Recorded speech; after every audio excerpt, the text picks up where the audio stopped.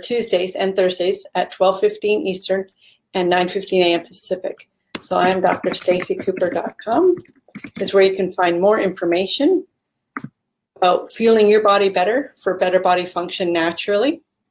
So I want to thank you for joining me here. This is our live Q&A that I host. I am founder of Lifestyle Balance Solutions, creator of the Healthy Eating Blueprint, which is available online 24/7, and also creator of the Balanced Living Academy. I love to share with you information about fueling your body better naturally so that you can understand the inside and getting better on the outside. So it's not just about foods that you eat, although that is very important. And it is important to become aware of what you do put into your body, because just like any engine, if you put the wrong fuel in, the engine won't work effectively or efficiently. So we all know that if we put diesel fuel in a gas engine, it's not going to work well. The same is true for your bodies. And so it's important to know what your body needs, what your body does with what you give. So then you have an understanding as to what you should be providing for your body and what is going to enable it to function the best that it can. And so that's what I love to share, and I do that through the Balanced Living Academy. Now, I've presented the Balanced Living Academy 6 times now already in my local area in St. George, Ontario, and I have recorded it. So it is available to you anytime that you are interested in participating and finding out how to balance all aspects of your life, not just the foods that you, so we can include a program which is included in the balance, and you can start to implement movement at work, at your desk, and getting your body moving so that it functions better for you. So today I wanted to share with you where does motivation come from? Because we often choose, well, we always have the choice to decide what it is that we want to do or what we don't want to do, and how we want our bodies to work and function. So sometimes people come across a new idea, a new plan or something, and they choose to participate in that. They want to have their body function better, and they're going to take the steps forward to do it. It's one thing to join a program. It's something completely different to actually follow through and do the steps. So that has to do with motivation, and where does your motivation come from? So sometimes in this day and age, there's so much information out there, and it's really, really easy for you to click buttons and make purchases and have this come into your inbox and into your Dropbox folder or however it's delivered. It's something completely different to read the information, participate in the information, and take the steps that are provided in the information for you to actually see the outcomes that you're interested in seeing. So where does your motivation come from? Because it's often easy to make that click and hard to follow through. So my mentor, Noah St. John, who I've worked with for a number of years now, has some great information, and also Louise Hay. These are just a few of the resources I want to share with you today. But one thing that I read from Louise last night, I often go back and pick up books that I've already read and used, and go back to my bookcase and say, okay, what do I want to get back to today? So this is one that I've just picked up again for, I don't know, probably the 4th time. And one thing that I read last night that I wanted to share with you today, it's about affirmations and changing your outlook and your outcomes. And all has to come from your thoughts, because your thoughts create your emotions. T. Harv Eker states this: your thoughts create your emotions lead to the actions that you're going to do, and that then determines the results that you're going to have. So depending on what kind of thoughts you have will stir up particular emotions within you, and your emotions is what you're going to create your actions from. And so if you're in a negative environment, then that's going to take you in a negative direction.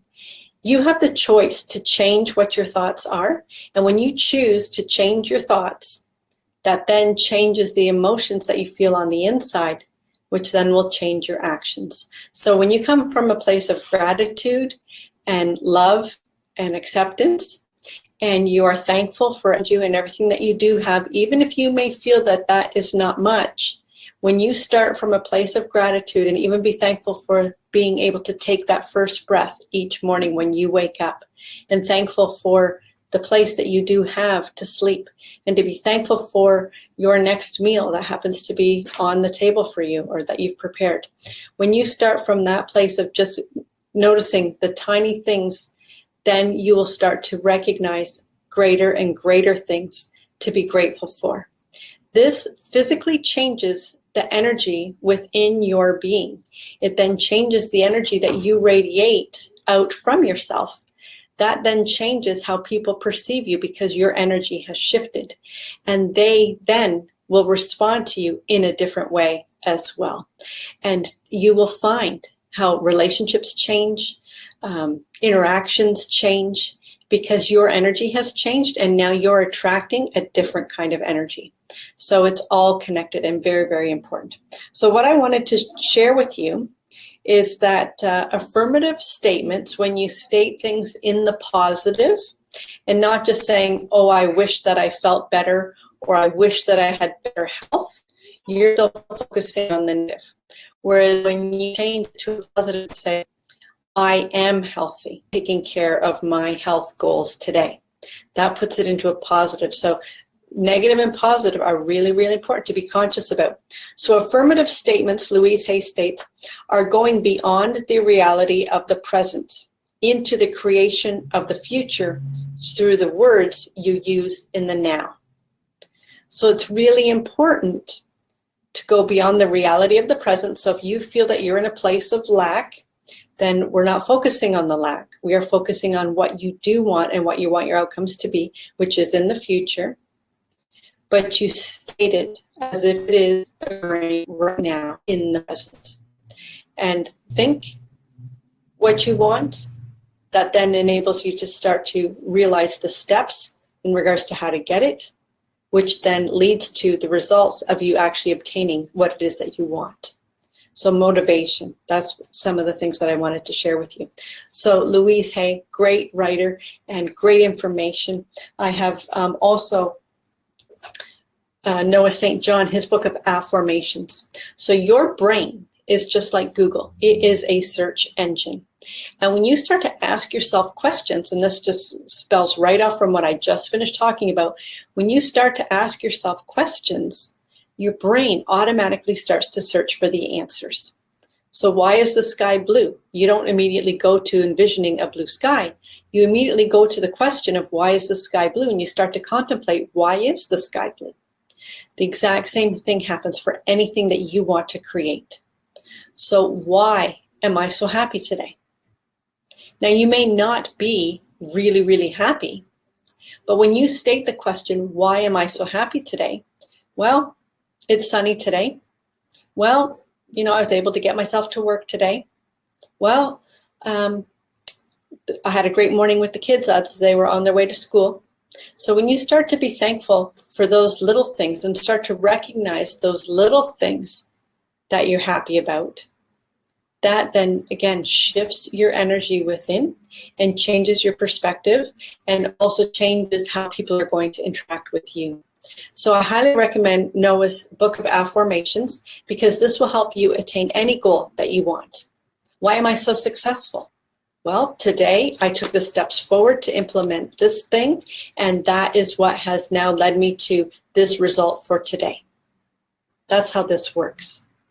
So when you start using your brain just as it is designed to, as an automatic search function, then you can start to find your own answers. So that's another resource. Also, when you have a strong enough why to, motivation is what we were talking about today. Where does your motivation come from? Well, persistence is one thing, and you can see that right here behind me, right there. And persistence.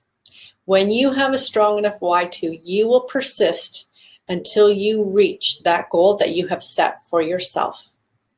And persistence is where you don't quit until it's done, until it's accomplished, until it is finalized, until it has been obtained. That is persistence. And if you don't have the right step at the first moment, persistence is finding what is the right step to obtain the goal that you are interested in achieving.